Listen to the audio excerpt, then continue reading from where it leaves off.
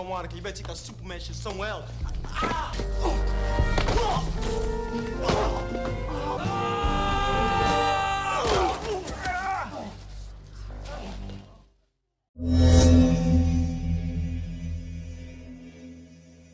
Halo sobat, bertemu lagi dengan channel Alur Cerita.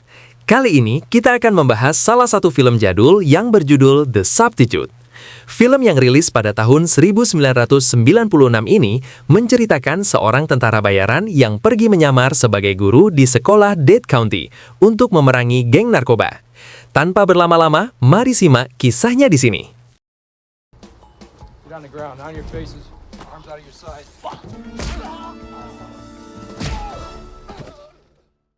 Alkisah dimulai ketika Shal yang merupakan seorang tentara bayaran sedang terombang-ambing di tengah lautan dengan perahu karetnya setelah melakukan misi yang gagal di pabrik obat di negara Kuba.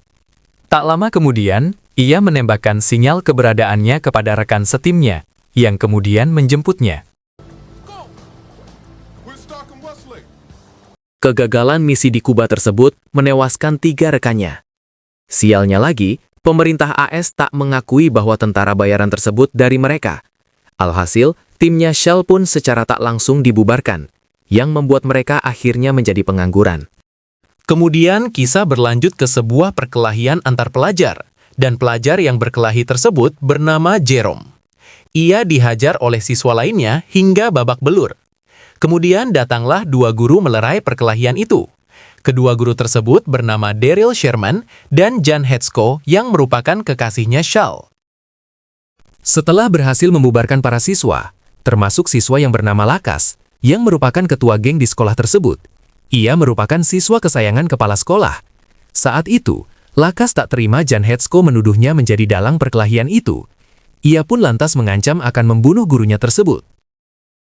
Takut dengan ancaman muridnya, Daryl dan Jan melapor kepada kepala sekolah yang bernama Claude Roll. Mereka meminta agar Lakas dikeluarkan dari sekolah. Namun, Lakas salah satu komplotannya, si kepala sekolah pun tak mau menghukum Lakas tanpa adanya bukti ancaman tersebut.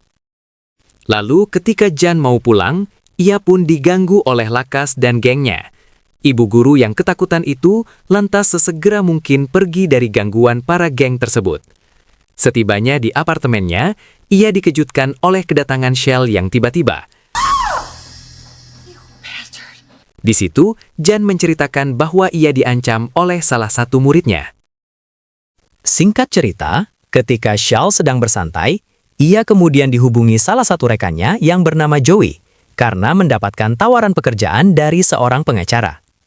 Keesokan harinya, Shal pun mendatangi rumah pengacara yang bernama Wolfson tersebut. Di rumah pengacara itu, terdapat juga seorang tentara bayaran yang bernama John Janus, sedang memperlihatkan video tim tentara bayarannya sedang menjalankan misi.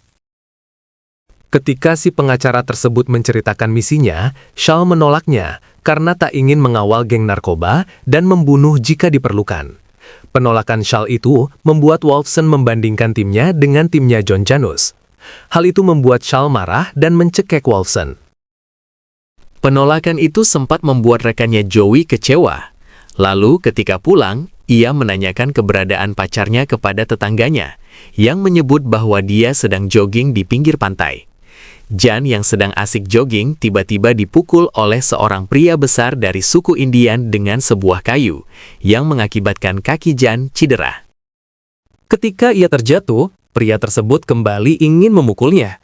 Beruntung Shal yang saat itu sedang mencarinya melihat kejadian itu dan langsung menyerang pria Indian tersebut. Mereka pun berkelahi. Tak lama berselang datanglah polisi setempat dan membawa Jan ke rumah sakit. Melihat kakinya cedera cukup parah, Jan lantas menyuruh Shal untuk menelpon guru pengganti. Akan tetapi, guru pengganti tersebut sibuk dan tak bisa menggantikannya. Disitulah keluar ide untuk menyamar menjadi guru penggantinya Jan, yang pastinya tanpa sepengetahuan sang pacar. Hal ini ia lakukan untuk menyelidiki siswa yang mengganggu Jan. Ia pun menyamar sebagai James Smith. James Smith. Singkat cerita, ketika Shal tiba di sekolah Dade County, ia bertemu dengan kepala sekolah. Di situ Shal mengaku tak terlalu kenal dengan Jan. Hal ini ia lakukan agar identitasnya tak ketahuan. Kemudian, ketika memasuki ruangan kelas, Shell dipermainkan oleh murid-muridnya, namun ia memilih untuk tetap sabar. Kemudian, ketika Shell pergi ke ruangan guru, ia bertemu dengan Derry dan Hannah Dillon yang membahas geng KOD yang merupakan geng top di sekolah tersebut, dan mengetahui bahwa Juan Lakas yang menjadi ketuanya. Shell juga mulai menyadari bahwa geng itulah yang sudah mengancam pacarnya. Setelahnya, Shell pergi menemui si kepala sekolah untuk meminta data diri Juan Lakas. Tentu saja si kepala sekolah menolaknya dengan alasan tak bisa mengakses filenya. Dalam pertemuan itu, Shell juga melihat jam tangan mahal si kepala sekolah, yang membuatnya curiga dengan sekolah tersebut. Sepulangnya dari sekolah, Shell kemudian menemui teman-temannya untuk membantunya menyelidiki Raleigh dan sekolah Dade County. Namun misi tersebut tak ada imbalannya, karena memang keinginan Shell sendiri. Salah satu rekannya yang bernama Holland pun marah dan menolak misi itu, karena kecewa dengan Shell telah menolak pekerjaan yang ditawarkan oleh pengacara yang bernama Wolfson. Shell yang belum mendapatkan jawaban dari teman-temannya dibuat terkejut ketika ia pergi ke sekolah mendapati kedua rekannya menyamar menjadi seorang teknisi, yang ternyata sedang memasang penyadap dan kamera pengawas di sekitaran sekolah tanpa kecurigaan Raleigh dan anak buahnya. Lalu, di hari keduanya mengajar di sekolah tersebut, Shell pun kembali dipermainkan oleh murid-muridnya di kelas. Namun kali ini berbeda. Ia akhirnya memberikan perlawanan terhadap murid-murid nakal tersebut dan membuat dua murid yang merupakan anggota geng KOD masuk UKS. Melihat Shell mulai serius, membuat para murid mulai takut dengannya dan mulai memperhatikannya. Di situ pula, Shell menceritakan pengalamannya ketika ikut berperang di Vietnam sebagai kepala prajurit. Kemudian, Raleigh yang mengetahui dua siswanya cedera, mulai mengawasi Shell yang sedang mengajar di kelasnya. Seusai pelajaran selesai, Shell pun membuka kopernya untuk memantau setiap sudut ruangan yang sudah dipasangi kamera oleh rekannya, lalu ia menemukan Raleigh sedang bersiap untuk masuk ke ruangan kelasnya. Di situ, Raleigh sempat memecatnya, namun tak jadi karena tak sesuai peraturan sekolah. Singkat cerita, ketika Roll mulai mencari tahu informasi tentang James Smith, yang merupakan nama samaran Shell. Namun, Roll tak tahu bahwa teleponnya sudah disadap dan dialihkan oleh rekannya Shell. Alhasil, ia pun mendapati informasi palsu tentang pendidikan Shell, yang mereka sebut lulusan dari kampus Harvard. Di hari ketiganya mengajar, ia menemui Lakas terlambat masuk ke dalam kelas, dan Shell pun menghukumnya dengan menulis kata minta maaf sampai 100 kali di papan tulis. Di saat Lakas menulis permintaan maafnya, Shell memulai pelajarannya. Kali ini berbeda, karena para muridnya sangat antusias mendengarkan pelajaran yang diberikan oleh Shell. Ketika kelas selesai, Shell didatangi oleh si kepala sekolah yang memujinya karena berhasil membina Lakas, dan memerintahkannya untuk datang ke ruangannya setelah jam sekolah berakhir. Akan tetapi, itu hanyalah jebakan yang dibuatnya bersama Lakas. Namun, Shell sudah mengetahui rencana buruk itu setelah melihatnya dari kamera pengawas yang dipasang oleh rekannya. Shell pun bersiap dengan menggunakan rompi anti peluru dan menyiapkan senjatanya. Ketika ia mulai keluar dari sekolah, Lakas dan anggotanya sudah menunggunya di luar sekolah. Melihat ia sudah ditunggu oleh geng KOD, Shell pun berlari ke dalam sekolah untuk memancing mereka. Raleigh yang melihat hal itu memerintahkan penjaga sekolah untuk ikut mengejar Shell yang berlari ke dalam ruang guru dan bersembunyi di sana. Pengalamannya sebagai tentara terlihat di sini, di mana Lakas dan geng terjebak oleh rencananya tersebut. Shell pun berhasil mengambil semua senjata milik geng tersebut dan memerintahkan Guru Hannah untuk membawa semua senjata ke dalam ruangannya. Kemudian ia pun menghajar mereka satu persatu dan melemparnya keluar jendela. Raleigh yang mendengar suara teriakan orang jatuh merasa senang karena ia mengira Shell yang terjatuh. Namun ia mulai panik setelah kembali mendengar teriakan orang terjatuh dari lantai atas. Shell sempat tertembak lalu berpura-pura mati. Aktingnya itu ternyata berhasil menipu Lakas yang mengira berhasil membunuhnya. Kemudian Lakas menyuruh anak buahnya untuk menembak Guru Hannah. Namun Shell kembali bangun dan berhasil mengalahkan anggota geng tersebut sembari melemparnya keluar jendela. Setelah perkelahian itu berakhir, Raleigh pun terkejut dan bingung ketika melihat Shell masih hidup. Ketika Lakas yang saat itu sedang menaiki mobil, kemudian menelpon Role dan menceritakan kepadanya bahwa Shell bukanlah seorang guru biasa. Lakas tak sadar bahwa ia diikuti oleh Joey, yang juga menyadap pembicaraannya dengan si kepala sekolah. Di sisi lain, penyamaran Shell akhirnya diketahui oleh sang kekasih, setelah Daryl Sherman tiba-tiba berkunjung ke apartemen mereka. Malam pun tiba, di mana Joey kemudian menghubungi Shell, karena ia berhasil mengintai transaksi narkoba dari anggota geng KOD dan gengnya Johnny Gladys, pria Indian yang memukul kaki Jan. Ketika mereka ingin pergi, Shell dan rekannya pun menyergapnya dan menggagalkan transaksi tersebut. Ia juga menyita narkoba dan uang transaksi mereka. Namun di saat bersamaan, Holland datang mengacaukan penyergapan tersebut. Yeah, you dummy! Come on, get up. Hal itu memaksa Shell kembali berkelahi dengan pria Indian. Namun pada akhirnya mereka menang dan menyita narkoba serta uang yang mereka rampas dari kedua orang tersebut. Shell kemudian membuang narkoba itu ke laut dan hanya membawa uang yang ada di koper. Pagi harinya, Role si kepala sekolah ditelepon oleh Johnny, yang merupakan pemilik narkoba. Dia meminta uang yang dirampas oleh Shell bersama rekan-rekannya segera dikembalikan. Lalu Johnny membunuh salah satu temannya, yang juga sebagai ancaman kepada Role jika uangnya tak kembali.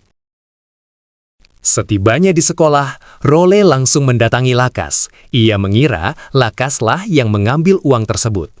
Namun, Role dikejutkan oleh suara Shell yang memberikan pengumuman lewat pengeras suara bahwa Dinas Pendidikan menyumbangkan beberapa peralatan untuk sekolah dan mentraktir pizza yang dibagikan ke semua siswa.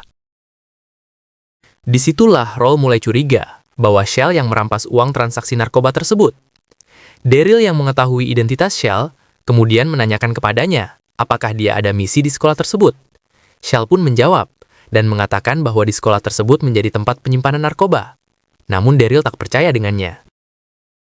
Malam pun tiba. Shell yang bekerja hingga larut malam ingin pulang dengan mengendarai mobilnya.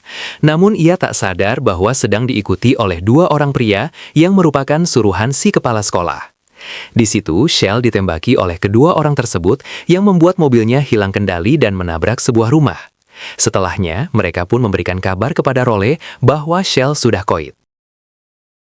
Di sisi lain, Daryl yang saat itu juga lembur dan pulang bersama dengan salah satu siswi yang bernama Lisa Rodriguez. Karena semua pintu keluar sudah dikunci, mereka pun memilih keluar lewat ruangan bawah tanah. Namun di situ mereka tak sengaja melihat Role dan Lakas sedang menyimpan narkoba.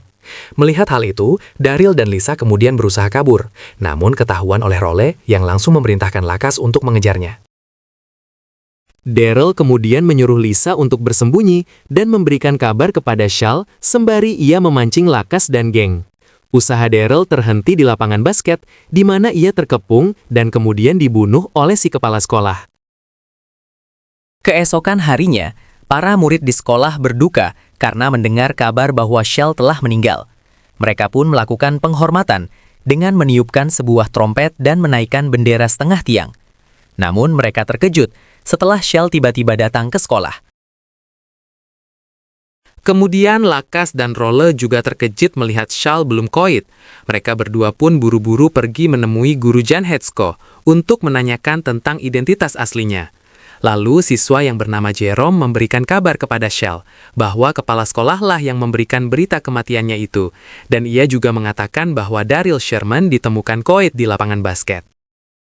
Mendengar hal itu, Shell pun pergi menemui pengacara Wolfson. Di situ, Shell menginterogasinya agar memberikan informasi tentang Role dan Johnny Gladys. Namun, si pengacara itu menolak, yang kemudian dihajar olehnya. Pada akhirnya, Wolfson menyerah dan membocorkan informasi tentang kedua orang tersebut. Ia menyebut bahwa Role mantan polisi yang dibayar untuk melindungi bisnis narkobanya Johnny Gladys. Lalu, ketika Role menjadi seorang guru, ia memanfaatkan sekolahnya menjadi gudang penyimpanan narkoba. Ketika Shell sedang berada di markasnya, ia mendapati telepon dari Jan yang menyuruhnya untuk datang ke apartemennya. Namun, Shell sudah curiga dengan telepon itu, karena Jan menyebutnya dengan nama samarannya. Benar saja, Jan disekap oleh Lakas dan gengnya bersama dengan Jerome dan Lisa yang datang ke apartemen ingin membocorkan informasi tentang kematian Daryl. Setibanya di apartemen, Shell langsung menembaki beberapa anggota geng tersebut. Namun ia kemudian terjatuh setelah menerima serangan listrik dari Lakas. Setelah berhasil menjatuhkan Shaw, Lakas kemudian menelpon Johnny dan Roller bahwa Shaw adalah tentara bayaran. Johnny pun lantas memerintahkan Lakas untuk membunuhnya.